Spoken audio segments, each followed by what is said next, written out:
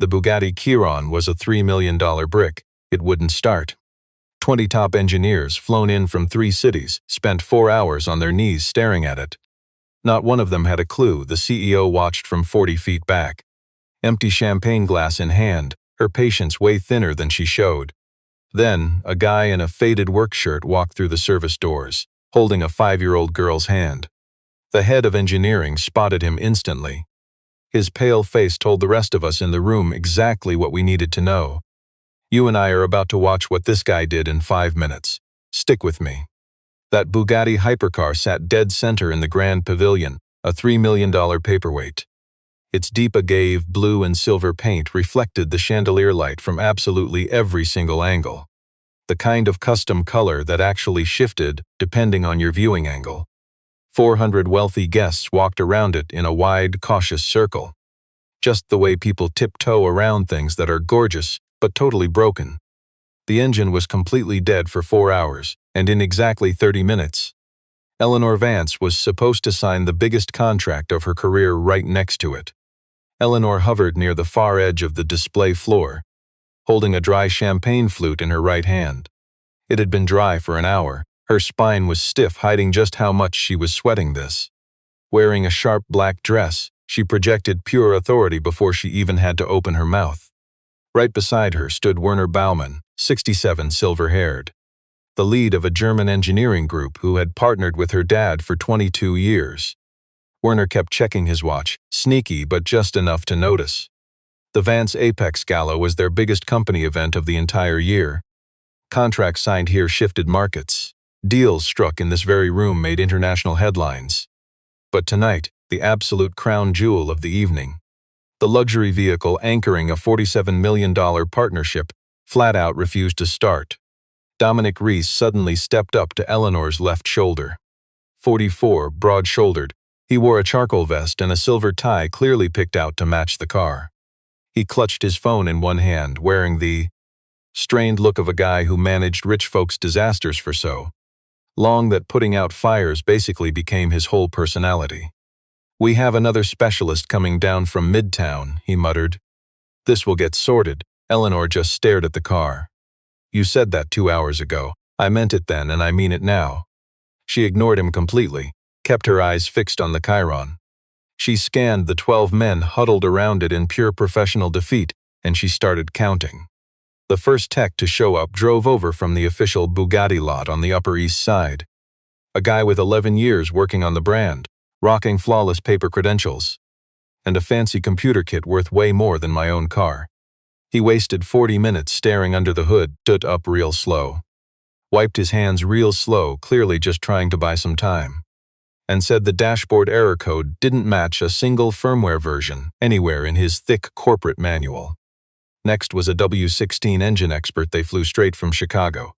The massive motor powering this beast, 16 cylinders stacked in a W shape. A setup so wild you and I wouldn't even touch it. Fewer than 400 certified techs exist. He tried a full engine reset. Absolutely nothing happened. Over the next 90 minutes, engineers 3 through 7 showed up, each carrying some fancy new theory. Maybe a backup fuel pump or a sensor throwing bad data. A starter relay caught halfway open.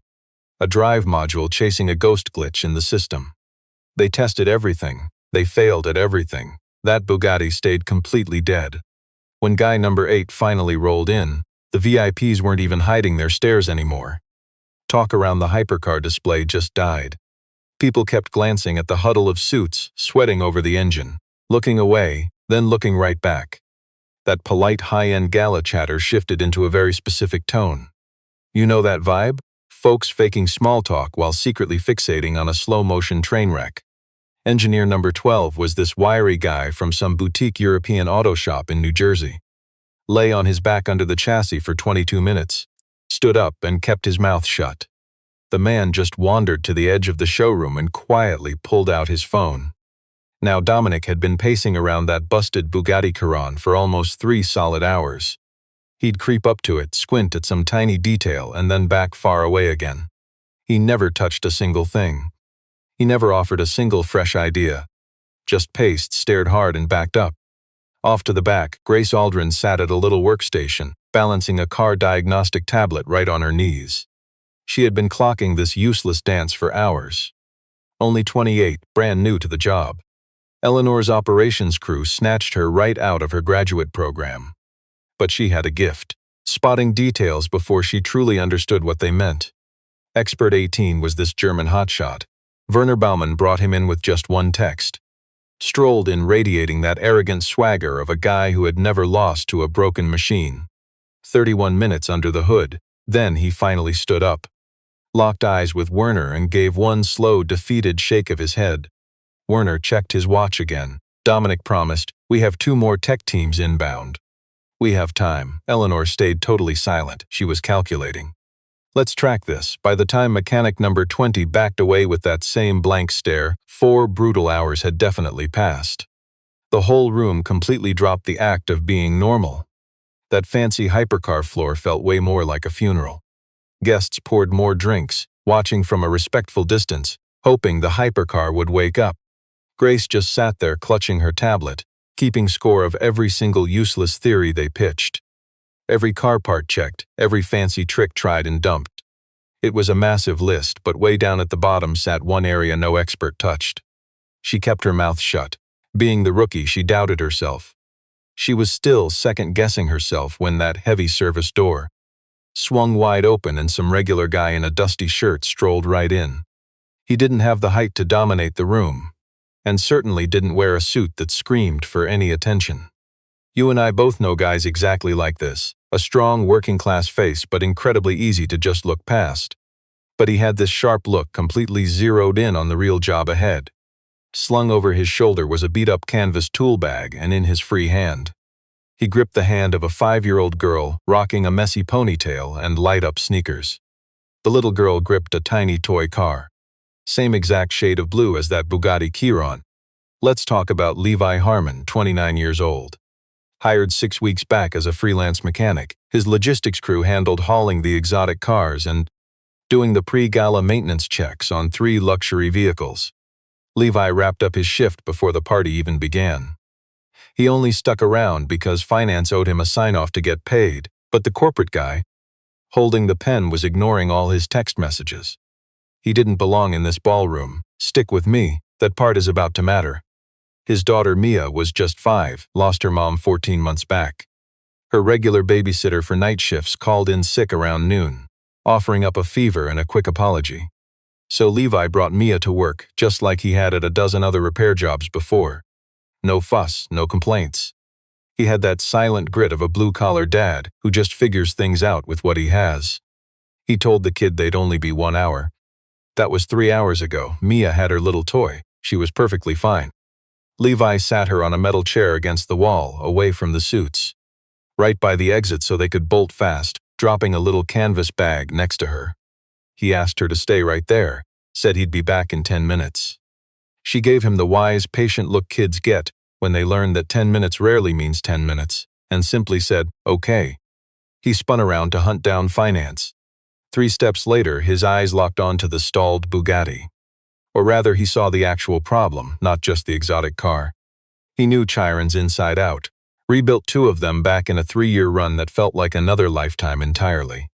What caught his eye was the dash diagnostic screen flashing a very specific fault sequence, a dead giveaway warning color, and the clueless stance of the men surrounding the hypercar. He spotted their high-end tools, noticed exactly which engine panels they had pointlessly taken apart, and he caught the one spot those elites completely ignored. He froze for a second. Grace Aldrin glanced over from her expensive tablet. She saw him staring down the engine. She caught his vibe, not some fanboy gawking, but the razor-sharp focus of a real mechanic diagnosing an issue. She checked her screen, eyed the blank, untouched system category sitting down at the bottom. Then she stared right back at Levi, total heavy silence. Levi just pivoted toward the wall, ready to hunt down that finance office hallway. He barely made it 2 steps away before a voice cut through the room. "Hey," sharp, arrogant, right behind him. Levi spun back around. Dominic Reese stood 8 feet back. In 3 seconds, the executive's face cycled through 4 different shades of pure corporate panic. Levi read him like an open book. He had witnessed that exact look 3 years ago, across a boardroom table. Started out as shock, then morphed into blind terror hiding behind a smug, expensive suit. "Who let you in here?" Dominic snapped. "Logistics clearance, service entrance." Levi flashed his cheap work badge with zero rush. "I'm here for payment confirmation on the vehicle transport contract." "Finance has. This is a closed event. You're a contract worker. You don't have floor access for the gala." "I have access until 9. It's 8:42. Dominic spun around and muttered an order to the security guard lingering by the hallway. The guard, a massive guy wearing a tailored blazer. He moved toward Levi. It was that slow, practiced walk of a bouncer tossing out trash without thinking. Levi didn't put up a fight. He just took a step back and raised his palms, the universal sign of a working guy avoiding trouble, and muttered, "I'll go. I just need the signature first. Get it tomorrow." "Leave right now." The guard reached him. "You and I are about to see exactly when this luxury gala flipped upside down." His little girl stood up, no tears, not a peep. She just climbed off her folding chair and marched over to where her dad stood. She parked herself right beside him. It was the absolute calm of a kid who knew her blue-collar dad was the safest bet in the room. She hugged a tiny toy car tightly against her chest. She stared right up at the guard. Her big brown eyes didn't show even an ounce of fear. Give the guard credit, he froze. The whole VIP room suddenly felt entirely different.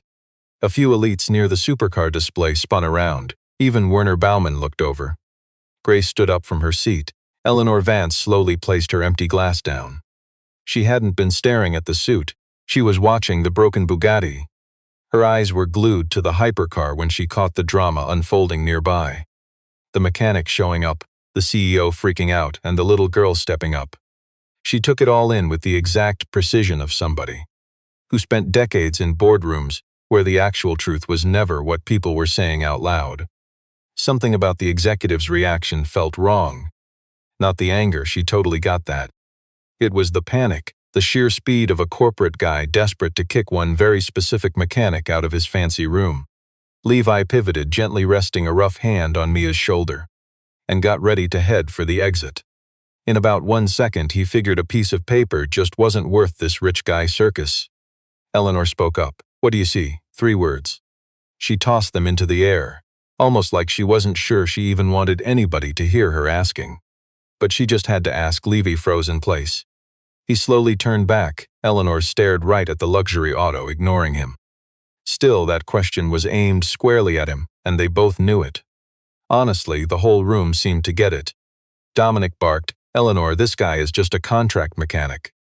He lacks any real engineering degrees for—" Eleanor lifted one hand, barely moving, like she was turning down the radio volume. The executive shut his mouth. Levi watched Eleanor. She studied the machine. Then, figuring he had absolutely nothing to lose, he finally gave his answer. "The secondary fuel rail has a vibration. Tolerance runs tight when ambient temperature drops under roughly 56 degrees Fahrenheit, he said. His tone was completely steady. Sounded like a guy sharing a mechanical truth he'd known for years, talking to someone who actually wanted to learn. Tonight is cold. The auxiliary pressure regulator is cycling out of phase with the primary injection sequence. The ECU isn't reading it as a physical hardware fault. It thinks it's a logic error. You won't find this in any official Bugatti manual because the engineers who spotted it never got the corporate stamp." The whole room went dead silent. Not that nervous, breathless hush of a crowd waiting for a magic trick. You and I know this quiet. It's that heavy silence when a room full of highly paid geniuses suddenly realizes they are all completely clueless. Grace stared down at her tablet.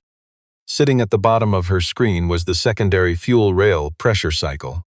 She jotted that down 2 hours ago based on the engine codes, but she lacked the greasy hands experience to trust her gut. She looked up. Dominic sneered. "That theory has already been." He froze. "It hasn't," Grace said softly. "No ego, just the hard truth. It isn't on the list." Werner Baumann stood completely still. He kept watching Levi Harmon, his eyes sharp like an old pro dusting off a memory he hadn't used in decades. He had the look of a guy who recognized real talent. Little Mia, standing patiently right next to her dad through all this chaos, took one long look at the multi-million-dollar Bugatti. She raised her tiny toy car to eye level, tilting her head to compare the two machines. "Same color," she mumbled softly, "but that one is way bigger." Nobody dared to laugh. But the vibe shifted. That suffocating tension wound up tight enough to snap, finally let go by just a fraction of an inch. Eleanor turned to Levi. "What do you need?" she asked. He paused, thinking. "A 14-millimeter wrench and 5 minutes. Dominic tried to object, but Eleanor completely ignored him. The security guards backed off. Levi dropped his worn canvas tool bag right beside Mia's little chair. He grabbed the wrench Grace pulled from her fancy high-tech diagnostic station. He walked over to the supercar, crouched by the massive engine bay, and got to work. He didn't put on a show. "Stick with me here." There was zero theater in his movements, no flashy pauses, no fake swagger to prove he belonged. He just knew exactly where the problem hid, and he looked there. His hands moved with that exact, steady confidence of a guy who's turned that bolt so many times, overthinking it would only mess up his flow. Mia sat back down in her chair, just quietly watching. She had seen her dad fix engines in dirty garages, cracked driveways, and once in a concrete deck during a rainstorm. And she figured out years ago that the best way to help a mechanic was to sit totally still and hold her toy. Minute number 1. Levi pressed his bare palm against the secondary fuel rail housing, not checking the heat but feeling for the vibrations. He held his hand there for about 20 seconds. His eyes glazed over, staring into space, proving he was diagnosing the engine entirely by touch and sound, not sight. Then he slowly slid his hand down the fuel rail toward the mounting bracket. Minute number 2. He pulled 2 tiny fasteners off the bracket, basic blue-collar wrench work, and nudged the rail's angle by maybe 3 degrees. One of the suits exhaled loudly. Another executive muttered under their breath, half doubting him, half hoping he'd save them. Minute number 3. He located the auxiliary pressure regulator, a small metal block about the size of a paperback novel, wedged deep behind the intake manifold. It's a brutal squeeze, which is why most textbook mechanics skip it entirely. He didn't touch their fancy diagnostic computer. Let me tell you, he reset that regulator by hand. 3 precise tweaks, not from some corporate textbook but from sheer muscle memory, the kind of gritty knowledge those fancy manuals just cannot teach. Over there, Grace was filming everything on her tablet. Nobody told her to do it either. She just knew we were witnessing something way beyond standard corporate procedure. It was genuine, rare mastery. 4 minutes in, the guy finally stood up. He gave that complex engine block one last confident look, touched nothing else, and firmly brought the heavy hood down. He quietly stepped away from the car. Dominic the suit hadn't spoken in 4 minutes. He stood 7 meters back, hands shoved deep in his pockets, just staring blankly at some totally empty spot on the polished floor. Minute number 5, Levi locked eyes with Eleanor and nodded once. The CEO strode right to the driver door. She hadn't actually sat in this rare Bugatti for 6 months. She originally bought the thing as a bold symbol of her corporate vision, the ultimate absolute peak of what her elite tech firm could accomplish. She opened the door and slid inside. The custom seat automatically adjusted. Soft interior lights glowed to life, and she firmly pressed the ignition button. 1 second, that massive W16 engine caught instantly, no sputtering. It didn't choke or stubbornly fight to do its job. It roared awake exactly how a masterpiece should, settling into a deep, perfectly even rhythm. A heavy rumble that shook the whole gala floor, vibrating straight up through the dress shoes of every single executive standing there. You know the sound, less noise, more pure, undeniable presence. 3 seconds of dead, stunned silence swept the room. Then old Werner smiled. Just a tiny knowing smirk, the look of a seasoned guy who finally saw the hard truth he'd secretly suspected all along. His little girl Mia lifted her toy car up high and cheered, "Vroom." Eleanor sat with the revived engine humming for a long moment. She felt the raw vibration in her seat. She finally felt the machine doing exactly what it was meant to do. Then she killed the power, climbed out, and stared right across that sleek hood. She looked dead at Levi. Next, she shot a glare at Dominic. Her voice was icy and extremely quiet. "You and I have heard that kind of quiet. It hits like a gunshot." "Dominic," she asked, "how long have you known about this?" Meanwhile, Grace already had the file. She'd pulled that document 17 minutes ago, honestly, the exact second our blue-collar mechanic walked in. She knew his name from the buried metadata on a technical report she'd studied way back during her first week at corporate. A weirdly brilliant report that rubbed her the wrong way, something she couldn't quite explain until seeing him today. She started reading from her screen, totally deadpan. No theatrical voice or anything, just coldly stating a hard fact that the room needed to hear. Internal vibration analysis, W16 fuel system, low temperature ambient conditions. Submitted to research and development back in the spring of 2021. Author Levi Harmon. All those executives processed the shock at different speeds. Old Werner just stared down Dominic, and frankly, he wasn't surprised at all. Several highly paid engineers who spent the last 4 hours uselessly kneeling. They just nervously glanced around the car, then stared down at their expensive shoes. Levi calmly stayed right where he was. He didn't even bother glancing at that tablet. He never once looked at corporate Dominic. He just kept his eyes on his kid, Mia. You and I know what really matters here. She was happily driving her toy car, deciding all this messy corporate drama was resolved and simply moved on. Werner finally spoke, perfect, clipped English. He picked every single word like a guy who learned English late and refused to ever make a rookie mistake in front of the suits. He said, "I read that analysis 3 years ago. It was forwarded to our team as part of a joint technical review." He took a breath. The version I received had a different name on it. That polished file handed to the board 6 months after Levi's draft, authored by Dominic Reese. Dominic's fancy signature, but using Levi's exact framework and the exact same math. Those exact same conclusions built the baseline design specs for the whole project. For this exact hypercar's custom service protocols. The paperwork that built Dominic's entire hotshot reputation in the automotive industry.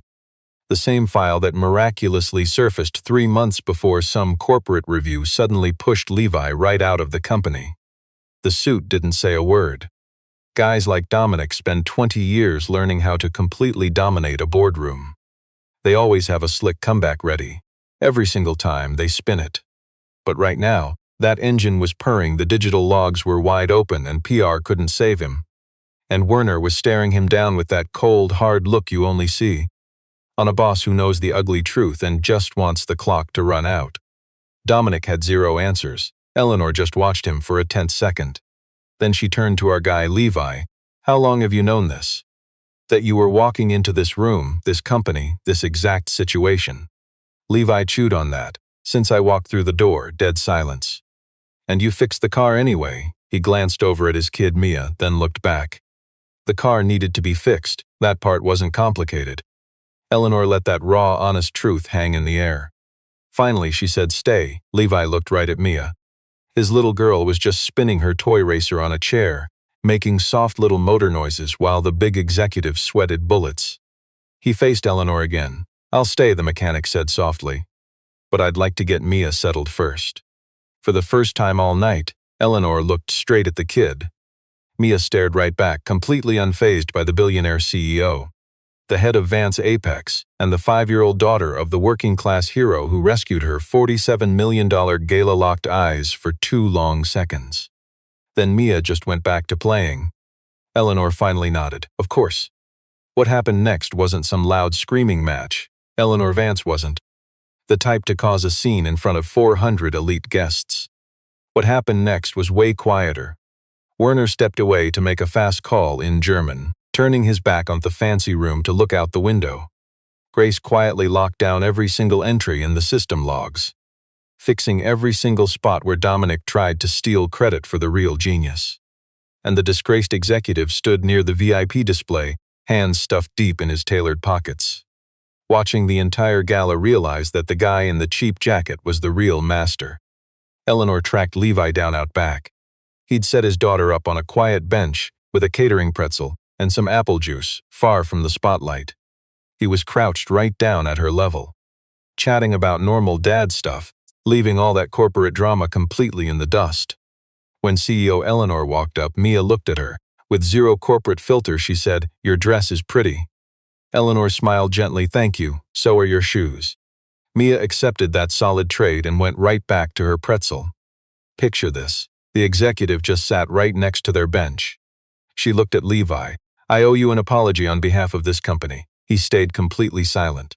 "I owe you compensation too, way more than your basic mechanic rate for tonight. We also have to consider damages." especially given what we now know about that engineering incident 3 years ago. I would like to, no. He did not say it bitterly. There was no fake pride from a guy trying to prove a point. He rejected it like a master mechanic, turning down a quick fix that would never solve the actual problem. You do not owe me cash for tonight, and you cannot wipe away 3 long years with a check. The CEO just studied him for a second. Then what do you want? Levi glanced right down at Mia. His daughter was quietly tracing the outline of her toy car, just running one finger along its tiny hood, following the roofline. The exact same curves as that luxury Bugatti parked 50 feet away in the main hall. Cast in solid metal, perfectly sized for a little kid to hold tightly. The design document, he replied. I want the author on that blueprint fixed in your official records, not for my ego, but for the truth. It is real engineering work, done by a guy who never got a single drop of credit for it. That is all. Just then, Executive Werner Baumann quietly appeared right at the hallway entrance. He lingered there for a second, just listening. He stepped up. I think tonight's contract needs a strict clause. We should mandate a deep review of document history. A complete internal audit of technical authorship over the last 5 years. He turned to Eleanor. Our automotive consortium has pushed for this for a while. Maybe this is finally the perfect moment. Watch this pivot. Eleanor stared at Werner, then back to Levi. Finally, she glanced at Grace. Grace stood right behind Werner, clutching her tablet. She had that eager look of an assistant just dying to drop some genuinely useful facts. I have already flagged the entire documentation chain, Grace announced. If we launch the correction tomorrow, the official company record can be fully updated within 1 week. The real expert slowly stood up from beside Mia's seat. He reached down and gently fixed the tie in his daughter's ponytail. Her hair had been slipping completely loose for at least an hour now. The kid just let him do it. She had that patient tolerance of a girl who knows clumsy hair fixes are part of having a dad. The CEO stood up too. She asked, I have one final question. The quiet genius waited. Are you still taking contract jobs? That question hit him entirely differently than expected. He completely expected a job pitch, a shiny corporate redemption arc wrapped in executive buzzwords. Some fancy new title, a massive salary, and a formal apology for stealing his work. Deep down, he was totally ready to politely turn down whatever shiny bribe they offered. He had been turning things down for 3 long years. We have all been there, right? But this was a totally different question. She was not pitching him. She was acknowledging the master engineer he actually was. For now, he replied, I would like to book a meeting Monday morning if you are free. Then he just smiled at Mia. The kid finished her pretzel, holding that little toy car straight up to the hallway's harsh overhead light. She studied how the glare hit that blue paint. She had that exact same dead serious look she always got when figuring something real out. I'm available, Levi said plainly, but I have one condition. Name it, the paperwork. First, that correction gets officially filed before I step into any corporate boardroom. That's not a negotiation point. Eleanor held the quiet mechanic's gaze. Finally, she said, it will be done by Friday. Levi just nodded once, no fancy handshakes needed here. They locked eyes like two people hammering out real terms. You and I know, true expertise doesn't always wear a suit. Little Mia lowered her blue toy and stared right at the CEO. She asked, is your car going to be okay now? Eleanor softened slightly. Yes, your father made sure of it. Mia gave a firm nod, totally satisfied, and went right back to studying the light. Levi broke the news on a Sunday morning. A cramped little kitchen, 2 windows, faded yellow curtains.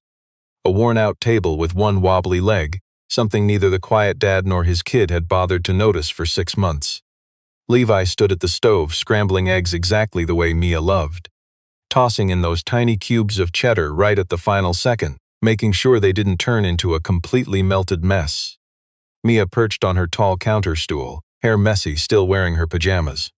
That blue toy car sat parked beside her orange juice like a loyal little guard. Mia, he said. He kept his eyes on the hot pan. I'm thinking about changing jobs. She looked up from whatever tiny detail she had been studying on the table. What's changing? It means I'd go somewhere different to work.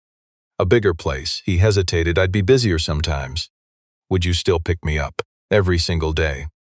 She chewed on that idea with absolute total seriousness. The kid never rushed important choices. She picked up that careful, quiet focus straight from him. Or maybe he learned it from her. 5 years in and he honestly could not tell who was teaching who anymore. Does the place have cars? A whole lot. Nicest cars.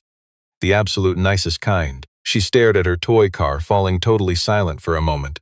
Then she spoke, using that specific tone she saved for heavy questions she had been chewing on. Nicer than Mama's car? Levi slid the hot pan off the burner. He turned around, leaned back against the counter, and just looked at his daughter. Morning sunshine hit those faded curtains, lighting up her hair in a way this grease-stained mechanic simply did not have words to describe. Nothing is nicer than Mama's car, he finally said. You know that, Mia absorbed his answer. Her tiny face cycled through several quiet shifts. You've seen how real experts diagnose a tough engine? That's how she analyzed his words, before her face settled into something perfectly clear. Okay, she agreed. Then you should definitely go, but you have to take me sometimes. He slid the steaming eggs onto a plate and set it down right in front of her. He watched her carefully line up her fork and that little blue car. Spaced out with the deadly precision of a kid who knows exactly how the moving parts of her own world are supposed to fit. Then the quiet single dad grabbed his phone. He typed a quick message to Grace Aldrin. Monday, 9 in the morning, I will be there. He stared at the screen for a solid beat before hitting send, then he added one final line. The document correction needs to be on the formal record before the big meeting. That's the condition. He hit send, flipping the phone over. True expertise doesn't always wear a suit. Mia sat eating her eggs. She placed her little toy car facing out the window. Tiny wheels balancing on the counter edge, its bright blue paint glowing in the morning sun. The exact same blue as that $1 million Bugatti Chiron supercar, dead in a luxury pavilion just 48 hours ago. Same shade as the beat-up used car Mia's mom used to drive. A rusty two-door with a split dashboard and seats covered in scribbled crayon by the time it finally broke down for good. Levi quietly watched his kid. Watching her eat, he thought, some things cannot truly be stolen away, not really. It just gets shuffled around. It gets buried under fake executive titles, terrible decisions, endless early shifts, and tiny cramped apartment kitchens. But real expertise waits patiently underneath all that expensive noise, waiting to be unleashed. Monday finally arrived. That fancy Fifth Avenue tower housing Vance Apex Motorsport made ordinary people tense up. You and I know the exact kind of place. The lobby boasted 20-foot ceilings and flawless marble floors designed to make you feel small and intimidated. Levi didn't wear a designer suit, just a green shirt, dark pants, and clean shoes. He dropped Mia off at her neighborhood preschool earlier, and she went right in without a single fuss. That meant she was happy, which meant this high-stakes day had started off exactly right. Grace caught him at the elevator. She looked like she had been grinding since before 6 in the morning. And for once, she looked completely thrilled about it. The patent filing cleared Friday afternoon, she told him as they rode up. The corporate automotive engineering records have finally been fixed. The board got the memo today. Werner's people? His office confirmed it. He wanted you to hear this directly. She checked her tablet and said she was quoting directly. The right work has the right name now. That is how it always should have been. Levi nodded. Grace smiled. That fraud Dominic quit early Saturday morning. I wasn't sure if anybody let you know. News to me, Levi said. They kept it completely quiet, zero public announcements. Human Resources just sent a vague email claiming the engineering director position was being restructured. She smirked, which is true. Levi stared at the steel doors. You holding up okay? Grace asked. He processed it like he diagnosed engines, carefully, methodically, without jumping to the easy, comfortable corporate conclusion. I am fine, he replied. Real repairs just take the time they take. The massive boardroom featured floor-to-ceiling windows looking west, and a giant mahogany table so ridiculously long that the shadows shifted entirely from end to end. CEO Eleanor was already waiting when he entered. She stood by the massive glass, staring down at the busy city like an executive who mistakenly thinks she owns the world. She quickly turned around when he walked in. Right in the middle of the table sat 2 documents. One was the fixed patent filing, officially stamped with Levi's name and the original 2021 submission date. The second was a much longer contract. The heavy job title at the top made him look away. Reading that massive promotion a second time felt way too much like greedy ambition. Eleanor sighed. I cannot give you back those 3 years, I know. But I can give you everything that comes next. She pointed to the expensive leather chair. Read it. You and I know he earned that seat. He sat. He grabbed the single page first, the corrected filing. He stared right at his name printed across the top. Levi Harmon, author, submitted spring 2021.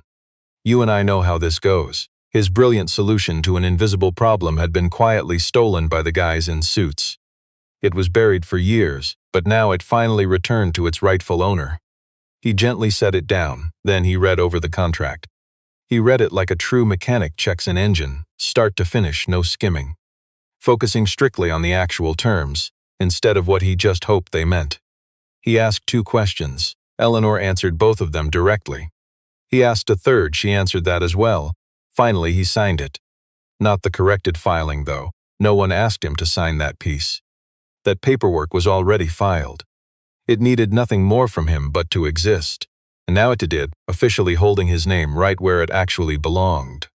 He signed the contract, dropped the pen, and stared Eleanor down across that massive table. She smiled. Welcome back, he replied flatly. I was never here before. She paused to think. Welcome then, for the very first time. His mind drifted to Mia, sitting at her preschool just down the street, gripping her little toy car through circle time, snacks, and whatever else happened today. He remembered exactly how she had asked him that morning. If he would still pick her up every single day. That simple question held absolutely everything that truly mattered to him, packed into just 9 words. He pictured a machine engineered to hit 300 miles per hour, sitting completely dead in a room packed with elite engineers who possessed fancy degrees but absolutely zero real-world instincts. He remembered that file bearing a fake author, buried in some corporate drawer for 3 long years just waiting. Sometimes real talent waits. That is what he finally learned, the one truth making those 3 years actually bearable. It carried him through brutal early mornings, tiny kitchens, endless freelance gigs, and those quiet preschool drop-offs turning into pure purpose instead of failure. Stick with me here. Real skill waits, and it never loses value while hiding in the shadows. It just patiently waits. He grabbed the newly corrected paperwork. He folded it perfectly down the middle, tucking it right inside his ordinary jacket pocket, close to his chest where he could feel it breathing. Then he met Eleanor's gaze. I will need those technical files from the 2021 audit, and I start Tuesday. She nodded. Tuesday is fine. He got up. They shook on it. He strolled through that flashy corporate building with its massive ceilings and polished floors. Past the pristine lobby, out those glass doors, stepping back into the gritty, bright morning city. Little Mia was pressing against the preschool window that afternoon. She spotted him through the glass way before he opened the door, like always. She always noticed him first, a tiny detail that meant the absolute world to him. She bolted out, already talking fast. Did you go to the new place? I did. Did you sign the thing? I did. Are there any cars? More than you can count. She pondered that. Well then, what color? He pictured the Chiron, that deep agave blue catching the ridiculous luxury chandelier light. You and I know the truth. He solved what those defeated elites couldn't, all while his daughter proudly matched her toy to the real thing. He glanced down at his little girl. Same color as yours, he said. She studied the tiny toy Bugatti in her hand, then looked up at him. She gave him that knowing smile, the kind where everything was exactly as it should be. Levi Harmon rested a calloused hand on her shoulder, walking home into the late afternoon. The toy supercar snug in her pocket, the impossible repair solution folded against his chest. The busy downtown streets just kept rushing by, completely oblivious. Blind to who wears the fancy suits, but always moving. Full of engines you and I know true experts can start.